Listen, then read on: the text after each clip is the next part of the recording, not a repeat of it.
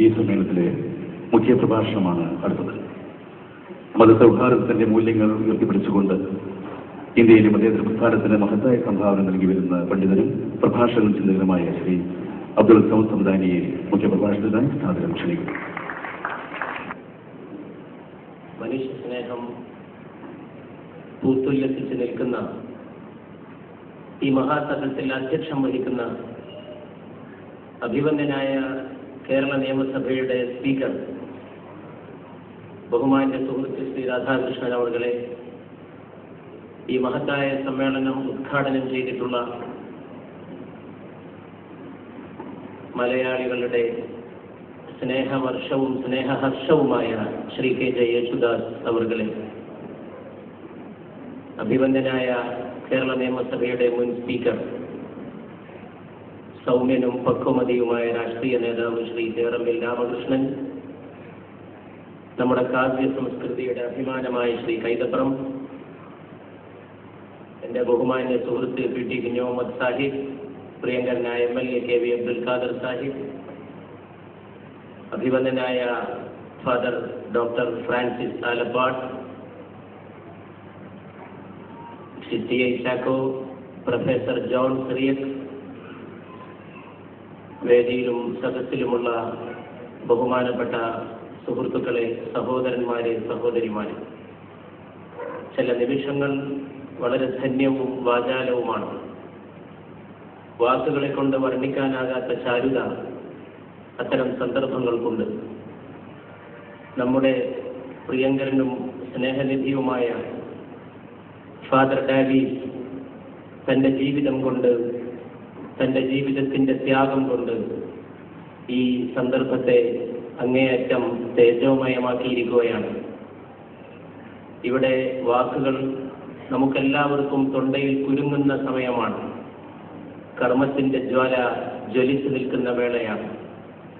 ഇത്തരമൊരു സന്ദർഭത്തിൽ എത്രയോ സമ്മേളനങ്ങൾ നടന്നിട്ടുള്ള ഈ തൃശൂർ ടൗൺ ഹാളിൽ വാക്കുകൾക്കോ പ്രഭാഷണങ്ങൾക്കോ ഒരു പഞ്ഞവും അനുഭവപ്പെട്ടിട്ടില്ലാത്ത ഈ വലിയ ഹാളിൽ സ്പീക്കറുടെയും യേശുദാസിന്റെയും മറ്റു ബഹുമാനപ്പെട്ട വിശിഷ്ടാതിഥികളുടെയും നിങ്ങളെല്ലാവരുടെയും സാന്നിധ്യത്തിൽ നാം പഠിക്കുന്ന ഒരു പാഠമുണ്ട്. ആ പാഠം, ഈ പ്രപഞ്ചം കാരുണ്യത്തിന്മേൽ സ്ഥാപിതമായിരിക്കുന്നു, ഇന്നും കാരുണ്യത്തിന്റെ ഉറവ വറ്റിയിട്ടില്ല എന്ന പാഠമാണ് ഫാദർ ഡാവീസ് സമകാലിക സമൂഹത്തെ പഠിപ്പിച്ചിട്ടുള്ളത്. എനിക്ക് തോന്നുന്നു ഈ യോഗം മുഴക്കുന്ന ഏറ്റവും വലിയ സന്ദേശം കാരുണ്യമാണ് എന്ന്. സ്നേഹവും കാരുണ്യവും വ്യത്യസ്തമാണ്, രണ്ടും ഒന്നെന്ന് തോന്നിയേക്കും. പക്ഷേ സൂക്ഷ്മമായ വിശകലനത്തിൽ സ്നേഹം വേറെയാണ്, കാരുണ്യം വേറെയാണ്. സ്നേഹം അനുഭവപ്പെടാത്ത സന്ദർഭങ്ങളിൽ പോലും അനുഭവപ്പെടുന്ന മനുഷ്യന്റെ അടിസ്ഥാനപരമായ വികാരമാണ് കാരുണ്യം എന്ന് പറയുന്നത്. കരുണയില്ലെങ്കിൽ ജീവിതമില്ല, കരുണയില്ലെങ്കിൽ പുഴ ഒഴുകുകയില്ല, കരുണയില്ലെങ്കിൽ സൂര്യോദയമില്ല, കരുണയില്ലെങ്കിൽ ഉത്ഫുല്ല ബാലരവിയുടെ അരുണ കിരണങ്ങൾ ചെന്ന് കുളത്തിലെ താമരമുട്ടിനെ ചുംബനം ചെയ്തുണർത്തി അതിനെ വിടർത്തി ഒരു പുഷ്പമാക്കി മാറ്റുകയുമില്ല. എല്ലാം പ്രപഞ്ചത്തിന്റെ താപവും അതിന്റെ കാരുണ്യവുമാണ്. ഈ ഭൂമിയുടെ ഉഷ്ണവും ഈ ജീവിതത്തിന്റെ താപവും മനുഷ്യന്റെ ഹൃദയത്തിന്റെ വികാരവുമെല്ലാം കാരുണ്യത്തിന്റെ തന്ത്രികളിൽ മീട്ടുന്ന ഏറ്റവും വലിയ കാവ്യമാണ്.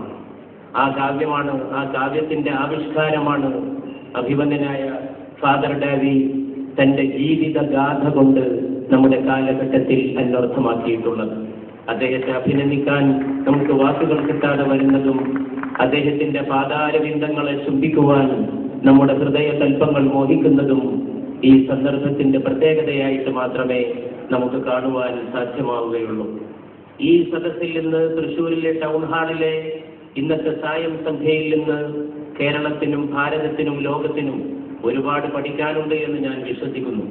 കിഡ്നി ദാനം മാത്രമല്ല, രക്തദാനം മാത്രമല്ല, നമ്മുടെ എല്ലാവരുടെയും ശ്രദ്ധ, ലോകത്തിന്റെ തന്നെ ശ്രദ്ധ മനുഷ്യത്വത്തിലേക്ക് കൂടുതൽ തിരിയേണ്ടി വന്നിരിക്കുന്നു എന്ന പാഠം, മാനവികത മാത്രമാണ് നിലനിൽക്കുക എന്ന പാഠം. ഹിരോഷിമയിലും നാഗസാക്കിയിലും ബോംബ് വർഷിക്കപ്പെട്ടു എന്നറിഞ്ഞ നേരം ആ ബോംബ് കണ്ടുപിടിക്കാൻ ഒരുപക്ഷെ ഹേതുകമായി തീർന്ന ശാസ്ത്രതത്വം ലോകത്തിന് നൽകിയ ആൽബർട്ട് ഐൻസ്റ്റൈൻ ആ സമയത്ത് പറഞ്ഞ 2 വാക്കുണ്ട്. ബോംബിട്ടു, ഒരുപാട് ആളുകൾ മരണപ്പെട്ടു എന്നറിഞ്ഞപ്പോൾ മഹാനായ ആൽബർട്ട് ഐൻസ്റ്റൈൻ പറയുകയുണ്ടായത്രേ, forget everything and remember humanism എന്ന്. എല്ലാം മറക്കൂ, മാനവികതയെ മാത്രം ഓർക്കൂ എന്ന്. ഞാൻ വിശ്വസിക്കുന്നു നമ്മൾ ഇന്ന് ജീവിക്കുന്ന കാലഘട്ടം ഇവിടെ അതിവന്ദനായ ഉദ്ഘാടകൻ യേശുദാസ് അദ്ദേഹത്തിന്റെ സ്നേഹസ്വരത്തിലൂടെ ഗാനമായോ വചനമായോ നമുക്ക് നൽകിയ പോലെ സ്നേഹത്തെ പുനരുജ്ജീവിപ്പിക്കുകയും മനുഷ്യത്വത്തെ ഉണർത്തുകയും ചെയ്യുക എന്നുള്ളതാണ് നമുക്കിന്ന് പഠിക്കുവാനുള്ള ഏറ്റവും വലിയ പാഠം. പുതിയ പുതിയ രോഗങ്ങൾ ഉണ്ടായിക്കൊണ്ടിരിക്കുന്നു, പുതിയ പുതിയ അവശതകൾ ജന്മമെടുത്തുകൊണ്ടിരിക്കുന്നു. രാഷ്ട്രീയം ശക്തിപ്പെടുമ്പോഴും മതം ശക്തിപ്പെടുമ്പോഴും വീടുകളിൽ നിന്ന് വൃദ്ധ മാതാപിതാക്കൾ അടിച്ചു പുറത്താക്കപ്പെടുന്നു. പ്രബുദ്ധ കേരളത്തിൽ വൃദ്ധസദനങ്ങളാണ് വർദ്ധിച്ചു വരുന്നത്. എന്തുകൊണ്ടാണ് വൃദ്ധസദനങ്ങൾ വർദ്ധിച്ചു വരുന്നത്? അവരെ നോക്കാനും അവരെ വീടുകളിൽ പരിപാലിക്കാനും മക്കൾ തയ്യാറാകാത്തത് കൊണ്ടാണ്. വിദ്യാസമ്പന്നരായ മക്കളുടെ ആട്ടും തൊഴിയും ഏൽക്കേണ്ടി വരുന്നത് കൊണ്ടാണ്. ഈ കേരളക്കരയിൽ ഒരു കാലത്ത് അമ്മയുടെ നിര്യാണവേളയിൽ അമ്മയുടെ മുമ്പിൽ ചെന്ന് മഹാനായ ഒരു കേരളീയൻ ചോദിച്ചിട്ടുണ്ട്, അമ്മേ, എന്നെ ഗർഭം ചുമന്നപ്പോൾ അമ്മക്ക് ഭക്ഷണത്തോട് അരുചിയുണ്ടായിരുന്നില്ലേ എന്ന്. നൈ രുച്യം തനു ശോഷണം മലമയി ശയ്യാചത്താമൽത്തരി. എന്റെ മലമൂത്രമാകുന്ന ശയ്യയിൽ കിടന്ന് എന്നെ പോറ്റി വളർത്തിയപ്പോഴും എന്നെ ഗർഭത്തിൽ ചുമന്ന് എനിക്ക് വേണ്ടി ത്യാഗം ചെയ്തപ്പോഴും അമ്മ സഹിച്ച പ്രയാസങ്ങൾക്കും ക്ലിഷ്ടമായ ജീവിത ത്യാഗങ്ങൾക്കും പകരം വെക്കാൻ ഒരു മകനും സാധ്യമല്ല എന്ന് ആര്യാമ്പയുടെ മുമ്പിൽ ചെന്ന് ശങ്കരാചാര്യർ ആത്മകഥം പോലെ മൊഴിഞ്ഞ നാടാണ് ഈ കേരളം. ഞാൻ എന്റെ ജീവിതത്തിൽ ആരോടാണ് ഏറ്റവും വലിയ കടമ പുലർത്തേണ്ടത് എന്ന് ഒരു ശിഷ്യൻ ചെന്ന് പ്രവാചകൻ മുഹമ്മദ് നബിയോട് ചോദിക്കുന്നുണ്ട് സല്ലല്ലാഹു അലൈഹി വസല്ലം. നിന്റെ മാതാവിനോട് എന്ന് മറുപടി പറഞ്ഞു. ചോദ്യകർത്താവ് പിന്നെ ചോദിച്ചു, പിന്നെ ആരോട് എന്ന്? അപ്പോഴും മറുപടി പറഞ്ഞു, നിന്റെ മാതാവിനോട് എന്ന്. ചോദ്യകർത്താവ് മൂന്നാമത് ചോദിച്ചു, പിന്നെ ആരോട്? മാതാവിനോടാണെന്ന് മനസ്സിലായ ശേഷമാണ് അടുത്ത ആൾ ആരാണെന്ന ചോദ്യം വരുന്നത്. മൂന്നാമതും ദൈവദൂതൻ ആവർത്തിച്ചു, നിന്റെ മാതാവിനോട് എന്ന്.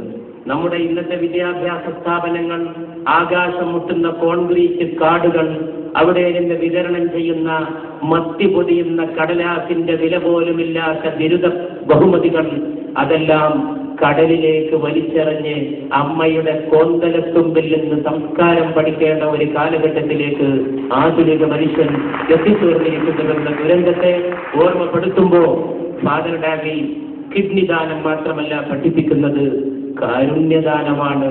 ഈ പ്രപഞ്ചത്തെ നിലനിർത്തുന്നത് കാരുണ്യമാണ് എന്ന തത്വമാണ് അദ്ദേഹം നമുക്ക് നൽകിയിട്ടുള്ളത്. ഇവിടെ വളരെ വലിയവരായ മഹത്തുക്കൾ പലരും സംസാരിക്കാറുണ്ട്. യേശുദാസിന്റെ സ്നേഹവർഷവും സ്നേഹഹർഷവും പെയ്തിറങ്ങിയ സദസ്സാണിത്.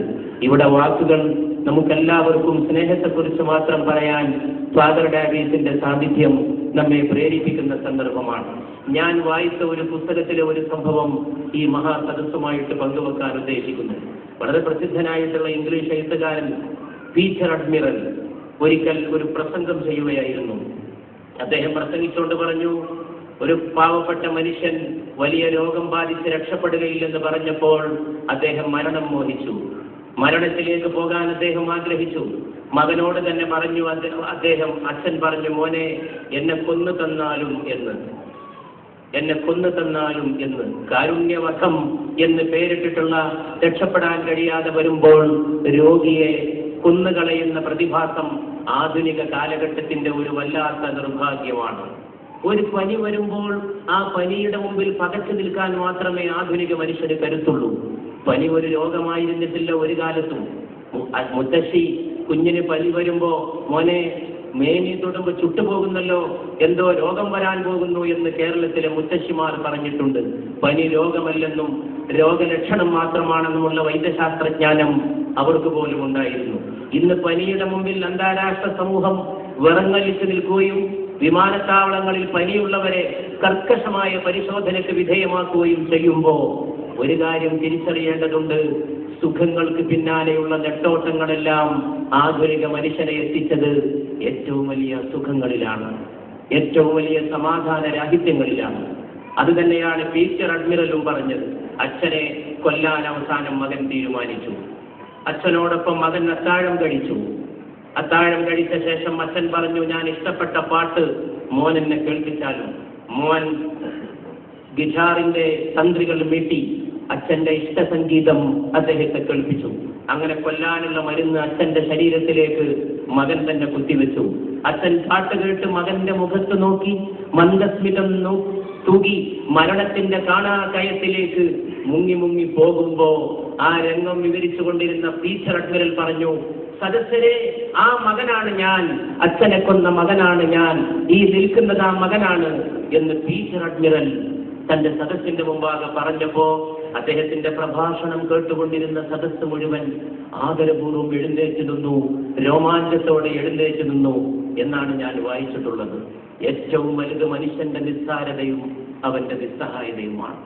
ഏറ്റവും വലുത് മനുഷ്യന്റെ കണ്ണീരും അവന്റെ താപവുമാണ്. ഏറ്റവും വലുത് മനുഷ്യന്റെ ഹൃദയമാണ്. ഏറ്റവും വലുത് മനുഷ്യന്റെ ഉത്തമമായിട്ടുള്ള മൂല്യങ്ങളാണ്.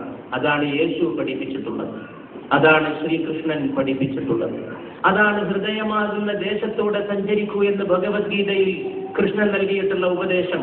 ഹൃദ്ദേശ അർജുന തിഷ്ഠതി, ഹൃദയമാകുന്ന ദേശത്തൂടെ പോകൂ അർജുന എന്ന് കൃഷ്ണൻ പറയുന്ന ആ ദേശം ഏതാണ്? ഇന്ന് ഒരുപാട് ദേശങ്ങളുണ്ട്. ഹൃദയമാകുന്ന ഒരു ദേശത്തെ നമുക്ക് തിരിച്ചറിയേണ്ടി വന്നിരിക്കുന്നു.